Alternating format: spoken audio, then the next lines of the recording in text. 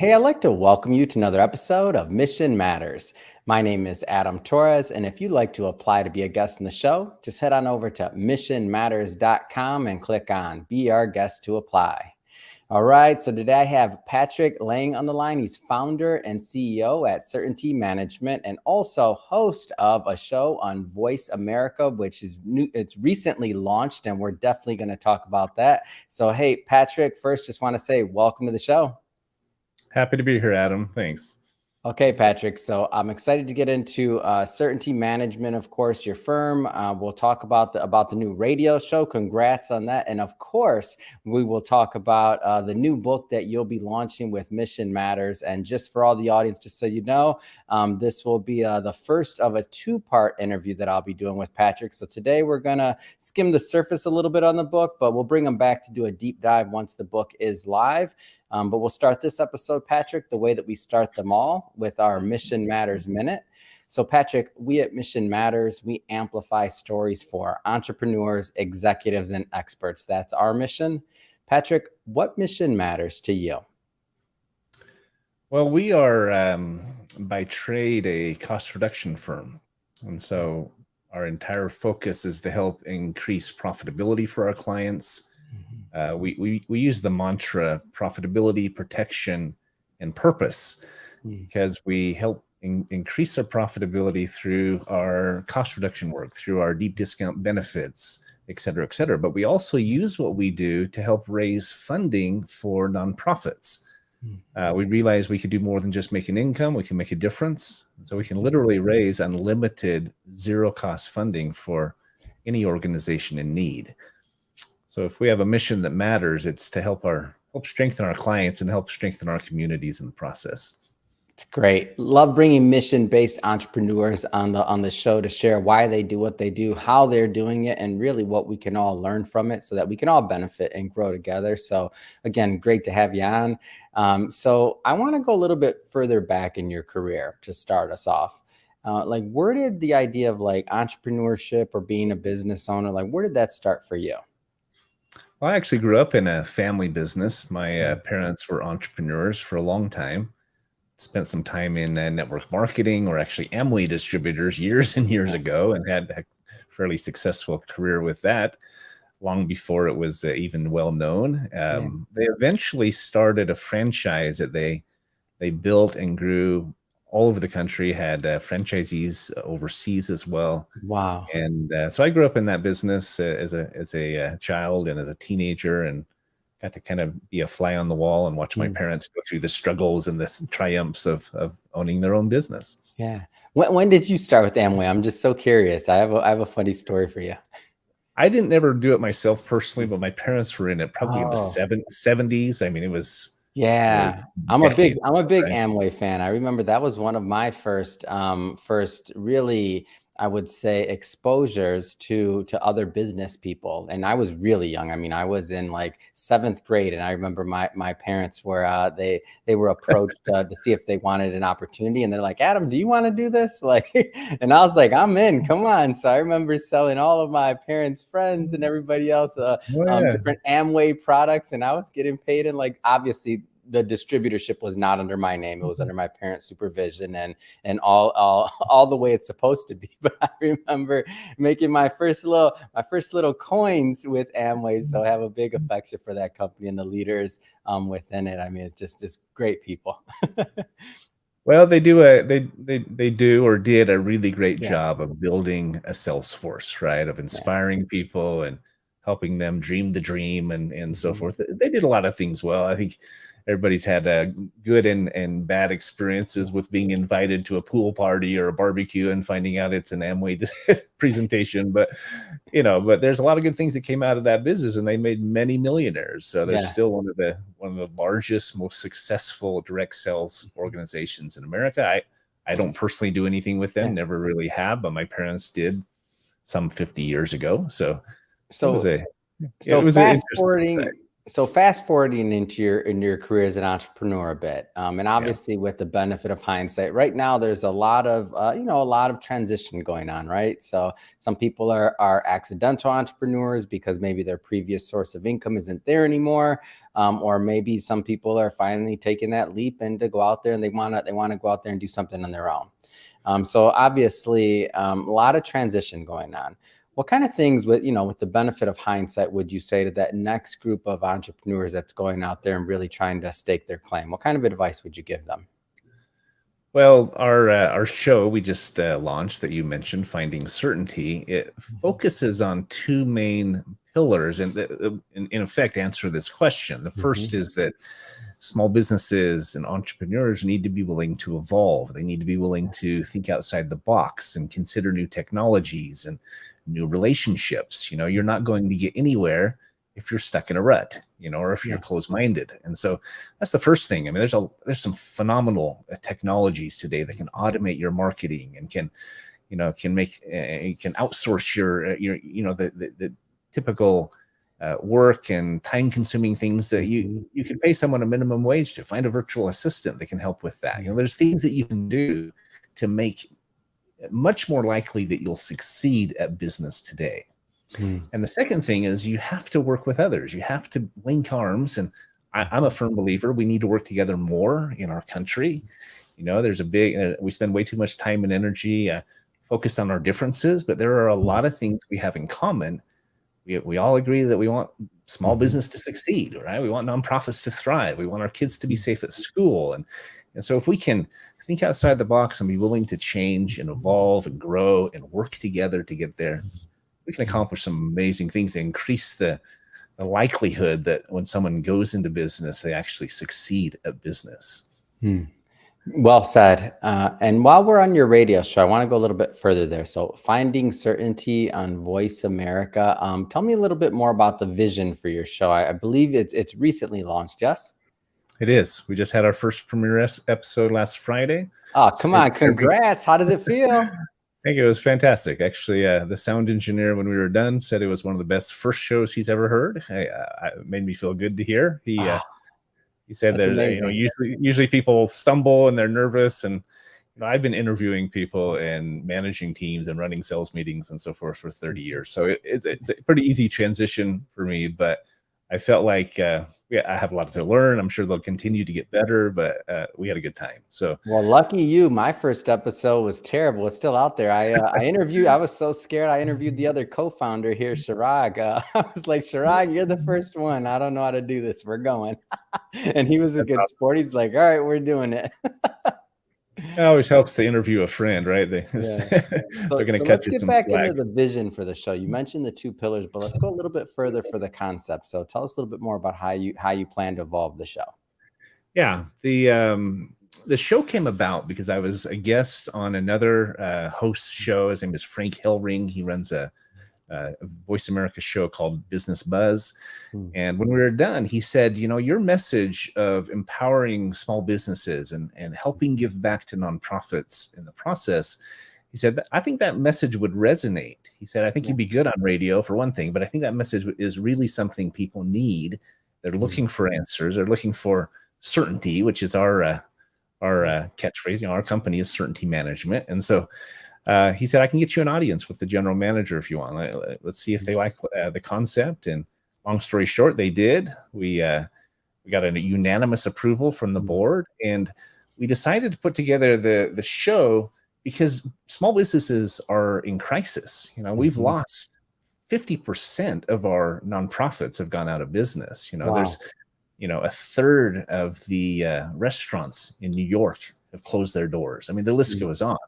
And yet, small business is not small. We're 50% of the GNP. We're 85% of the hiring out there. Hmm. So we're a massive force. It's underrepresented in Washington. We need help. And so we wanted to put together a show that can help provide some resources, some insights, some experience.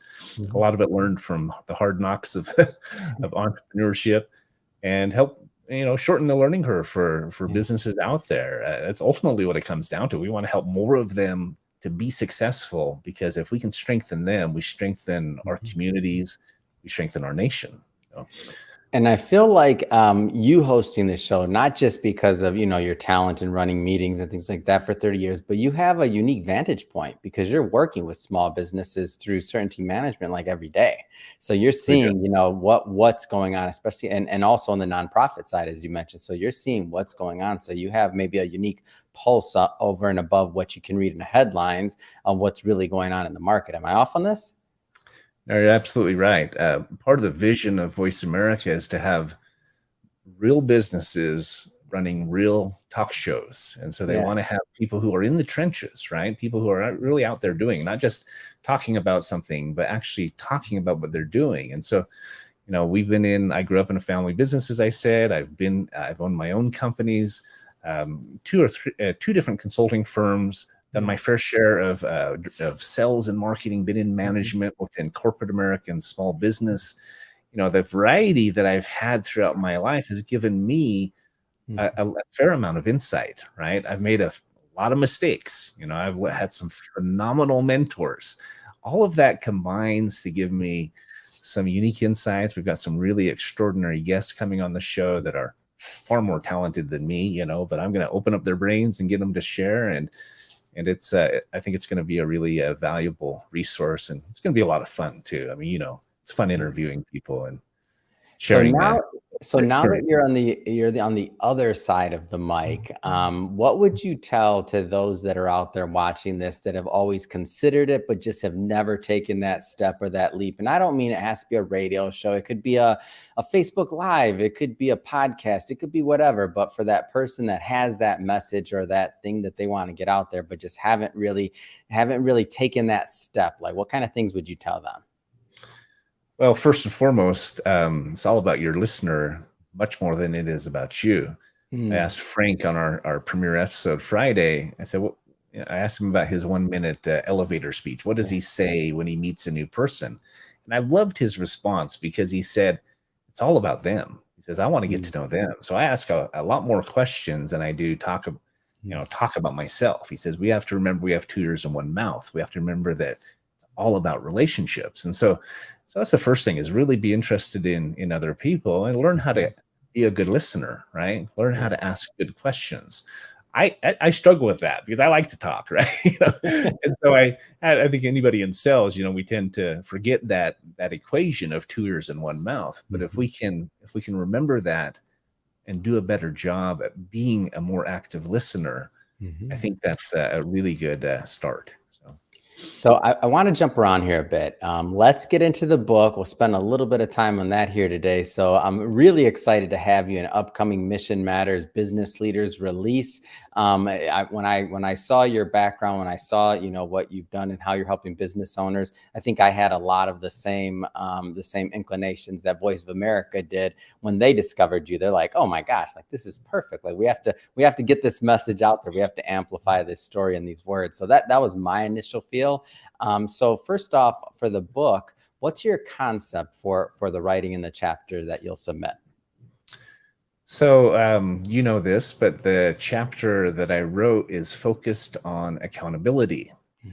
I think it's one of the most important principles for any business owner, any parent, any significant other, any employee. We talk about how we can. It's easy to fall into what we call a victim cycle or a victim Mhm. mindset, where we're pointing fingers, we're passing the buck, we're Mhm. even just paralyzed by saying it's not my job, or I don't Yeah, understand, I don't know what to do. These are all victim patterns, yeah. and it's really essential that we avoid that. And they're going to happen, right? We all Mhm. do it at times, and we get put in situations where we feel out of control or we feel overwhelmed. Mm. But I talk about how one of the most important questions we can ask is, what else can I do? Right. Where we see a problem, right? We have to own it. We have to do it. Actually learned this principle from a book called The Oz Principle. Mm. It was taught by a group called Partnerships in Leadership, Mm. are absolutely fantastic. But so I can't take credit for it, but I've applied it in my own career and seen extraordinary results from this simple yet powerful Mm. principle of asking, what else can I do? And sometimes it's you need help. What you need to do is turn to someone else who's better at that area, or who has more experience. That's not being a victim. That's actually empowering to admit you don't have all the answers and you need a hand. So that's what I talk about in the chapter. I talk about really hard experience I went through with an employer, and I talk about just some of the lessons I've learned throughout my life that have further cemented or further highlighted that principle of accountability. Yeah. And I think we'll pause there on that one, because as I mentioned, we've probably given too much, but as I mentioned to the audience, we'll be bringing Patrick back on the show after the book is live, because yes, we do sell books and we want you to pick up a copy. So we'll bring Patrick back on, and we'll also do a deep dive further into his writing and concepts that he submitted to the book and to the upcoming book series. So again, TBD on that one. Let's get into certainty management. So you mentioned cost reduction firm, but let's go further. So tell us a little bit more about the firm. Sure. So we originally were a cost reduction provider in one specific space. We work specifically in imaging contracts. These are your printer contracts, your copiers, your scanners. Sounds about as exciting as watching paint dry, right? But business equipment is this multi-billion-dollar arena with there's no real checks or balances. It's an unregulated industry. And so we know from years of experience that most customers are being overcharged. They're paying significantly more than they have to, and we know how to fix that. And so that was our core product. The company was started about 10 years ago. And that's all we did was we analyzed printer and copier contracts over the last since 2013, over the last 10 years. Us and our partner in that space, a company named Nuclo Group, we've seen over $240 million of hardware contracts influenced. We average 30 to 60% savings for our customers. We can literally look at their existing. Let's not glance over that. That's significant. Did you say 30%? 30 to 60%. Yeah. Wow. We can literally look at their contract and cut it in half in most cases. Wow. And it blows their mind. It blows their mind. So yeah, my mind's blown. And how's that? And that's just based on the inefficiency of it all, or like how's that possible? Like, how does that work? It's a number of things. It really comes down to three things. We know what to look for and what to change in their contract. There's usually a lot of fluff. There's terms and conditions that can be changed. There's addendums that can be added. So we know what to change. We also know who to go to and how to ask for what we need. We work with over 400 vendors and manufacturers in this space. They know who we are. They know that we know what they know.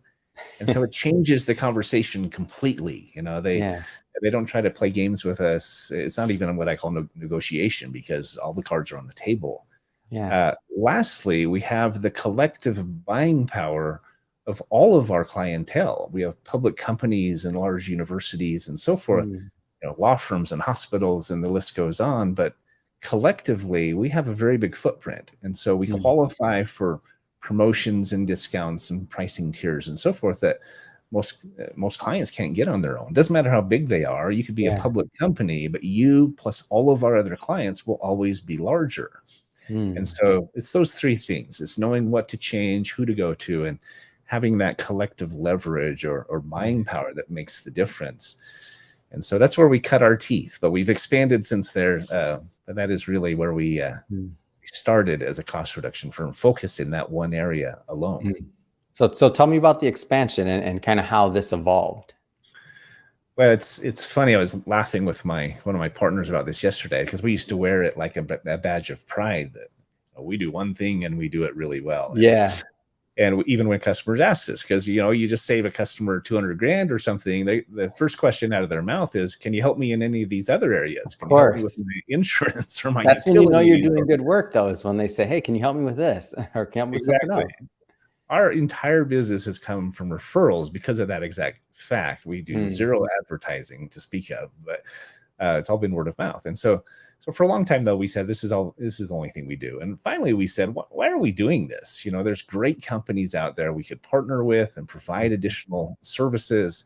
And so we started expanding, and we brought on cost reduction in a number of other areas, business areas. We help clients recover payroll taxes through the employee retention tax credit.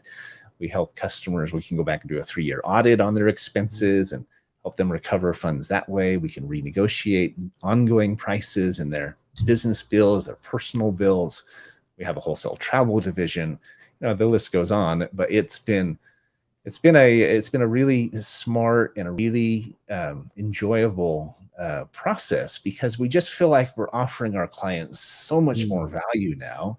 Also creates additional revenue streams, some of which are residual, which is, not back to the Amway conversation. I mean, who doesn't want residual income, right? But and so it's been a good move for us, and we feel like it's been truly a win-win for us, our vendors, and win-win-win.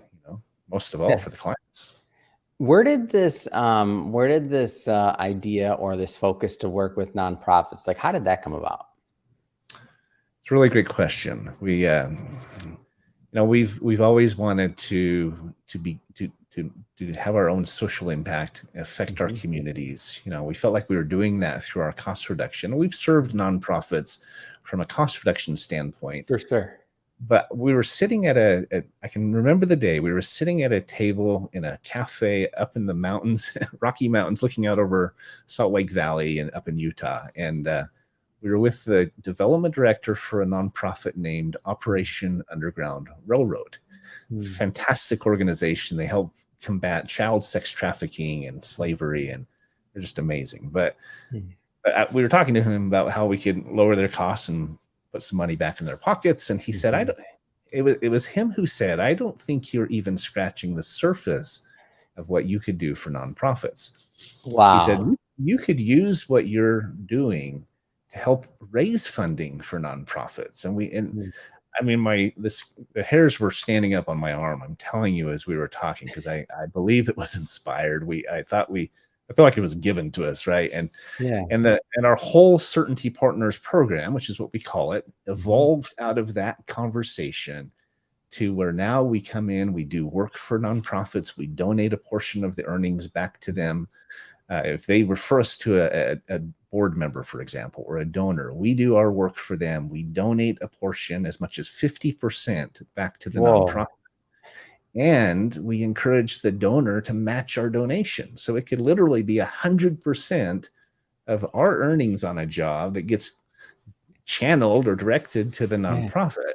Now, this is a new program for us. I wish I could say we've been doing it for 10 years. We have hundreds of examples, but it's a new program that is getting a lot of feedback. And we're talking to some of the largest nonprofits in America about how we can literally raise them unlimited zero-cost funding, and getting a lot of positive press, a lot of feedback. People are very excited about it, and we're pretty excited about it too. So, man, that is exciting. And if you look at the possibility of that, and what's interesting is sometimes an idea, like I like how you kind of some of the theme that you've been weaving through this entire interview is the idea of being able to evolve or to adjust as an entrepreneur, right. Not just for different like economic environment things, but also just to add value, like to think about your core mission and what it is and how you choose to add value. So the growth out of which, by the way, I love the idea that you said we do one thing and we do one thing great. I think that's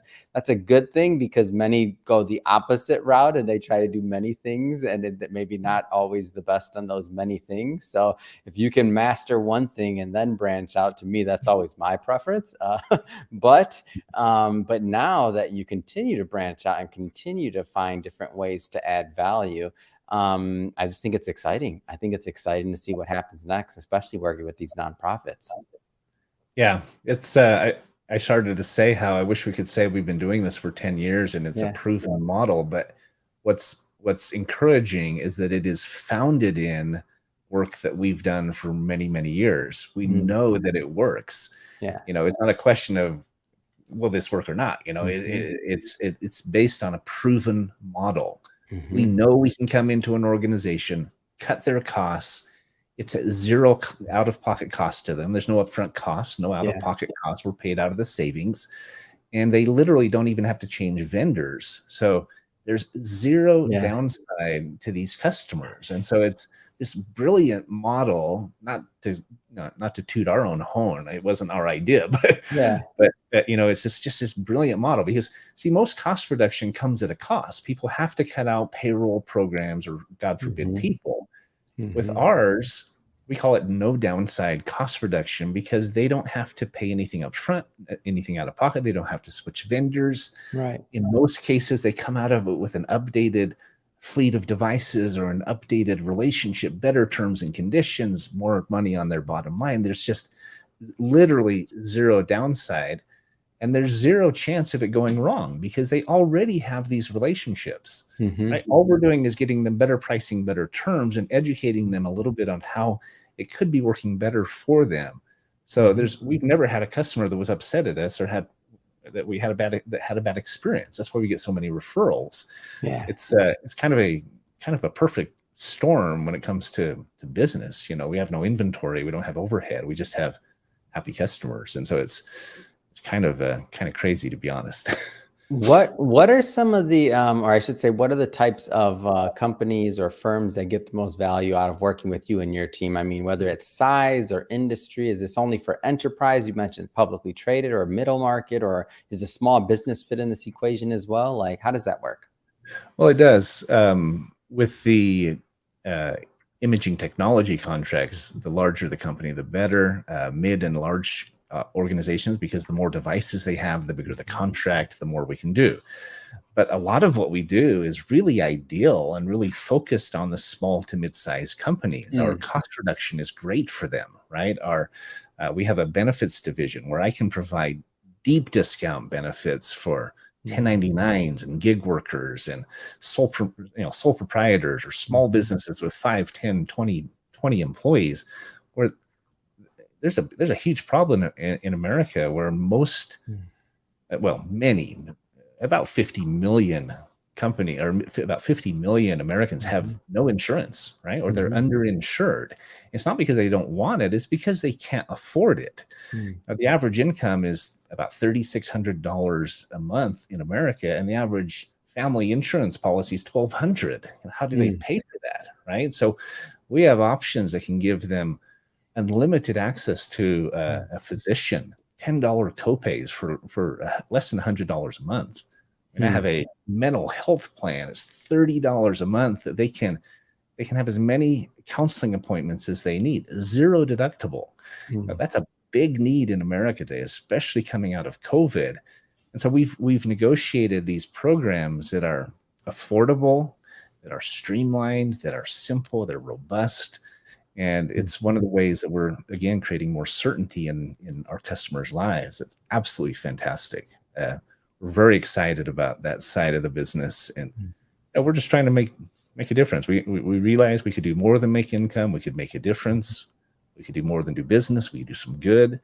That's what we're Mhm. trying to do, and it's working. So It's great. It's a great story and one that I'm happy to bring to my audience. Lot going on. Of course, new book you're launching with us, new radio show with Voice of America, helping business owners, your nonprofit program that you're also working through. I mean, what I have to ask, what's next? I mean, what's next for you? What's next for the company? well, we're doing a lot, right? We're getting the word out better and better. As Mhm, we when we just worked in imaging contracts, it was all word of mouth. It's a fairly complex process. What's the word? Process, right? yeah. It takes some time. We have to get multiple bids. We work with different vendors. It can be a long process to close those jobs. Hmm. With the other services that we're providing, like the business and personal cost reduction, the Hmm. benefits, and these other things, there's a very large market for it. We can do it very quickly, creating residuals and other things like that are a benefit to us, a benefit Hmm. to them. And so our company's evolving into a company where we want to get the word out, not just on a word of mouth basis, one at a Hmm. time, but to the masses, because we Hmm. have services now that can help every American out there. We have clients across the US and Canada, but we can literally help every one of them, not just those Yeah. bigger organizations that have a contract that's for their printers and copiers, and we can help them save $1 million. That's a much smaller niche or a much smaller segment in the market than benefits that even a part-time employee on minimum wage could afford, right? That is a massive market, and there's a massive need out there for it. And so in that sense, our business is evolving, just being able to offer more to more people. It's good for them. It's good for us. It's good for the communities. And so I guess in that sense, we're expanding our vision, expanding our reach, and expanding our offerings in a way that I think can really do some good. And so, it's all good. Onward and upward, as I like to say. Fantastic. And if somebody is watching this, Patrick, and they want to learn more and to follow up, what's the best way for them to connect with you and your team? So you can go to our radio channel if you'd like, certaintylive.com or findingcertainty.live. Either one works. Our website is certaintyteam.com, TEAM as in Mary. You can go there and learn about all our offerings and reach out to us anytime. There's our contact info on there. You can call us at 888-684-3122 if you'd like to speak to a real person. And we're happy to answer any questions, hop on Zoom or whatever we can do to help. Fantastic. And for the audience, we'll put all that information in the show notes so that you can just click on it on the website and head right on over. And speaking of the audience, if this is your first time with Mission Matters or engaging in an episode, we're all about bringing on entrepreneurs, executives, and experts and having them share their vision, their motivation, their mission, why they do what they do, how they're doing it, what we all learn from it, and how we can all benefit, right? And grow together. If that's the type of information or content that sounds interesting or exciting to you, hit that subscribe button, because we have many more mission-based individuals just like Patrick coming up on the line, and we don't want you to miss a thing. And Patrick, thanks again for coming on the show. It really has been a pleasure. My pleasure, Adam.